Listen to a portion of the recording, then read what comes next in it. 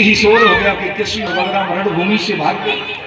इनका नाम ही मेरे धर्म प्रेमी बंधुओं रणछोड़ राय पड़ गया। रणछोड़ राय पड़ गया। ब्राह्मणों की सुरक्षा के लिए कृष्ण ने भी स्वीकार कर लिया कि कोई बात नहीं। भगवान पर्वत पर चढ़ गए। भगवान पर्वत पर चढ़ गए ऊपर, लेकिन जरासंध ने सोचा कि मेरे डर के कारण चढ़ गई, आग लगा दी पहाड़ के नीचे,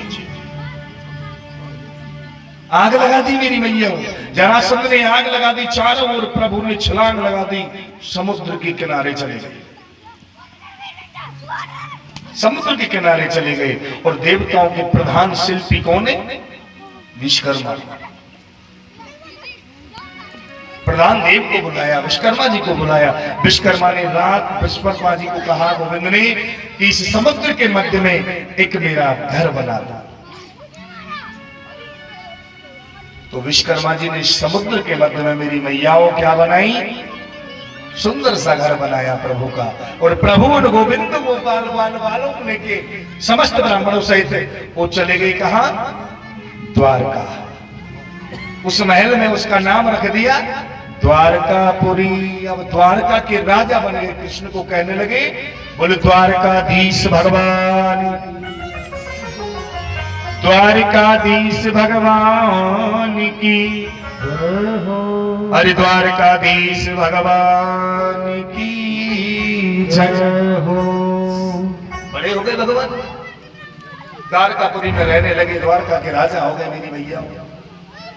अब द्वारका के राजा बन गए।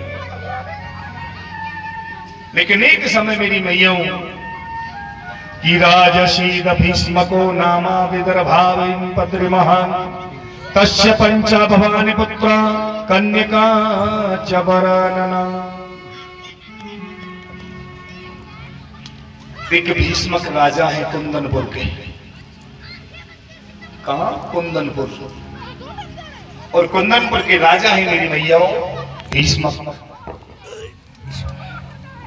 अब भीष्मक जो राजा है उनके 5 पुत्र हैं, लेकिन पुत्री कोई नहीं है। पुत्र 5 है, बेटे 5, लेकिन बेटी कोई नहीं है। कुंदनपुर के राजा के मन में आया विचार कि बगैर कन्या के क्या जीवन है, एक देवी तो घर में जरूर होनी चाहिए ना। अब बगैर देवी के हम कैसे रहेंगे? बड़ी तपस्या की, लेकिन कोई देवी गर्भ से नहीं हुई।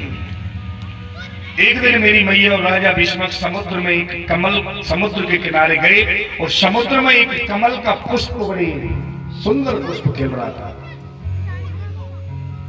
और पुष्प पर उन्हें एक नन्ही सी, एक सुंदर सी गुड़िया को देखा।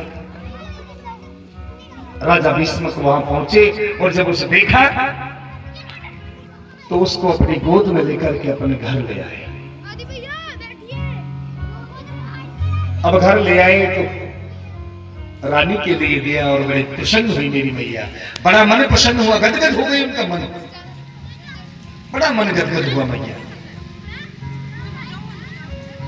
और वो पुष्प में से, जो कमल के पुष्प से उन्होंने अवतरित होकर के आई, उन्हीं को हम कहते हैं क्या? रुक्मणी।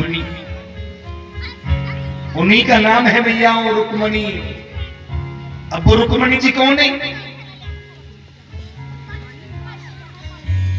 वो रुक्मणी कौन?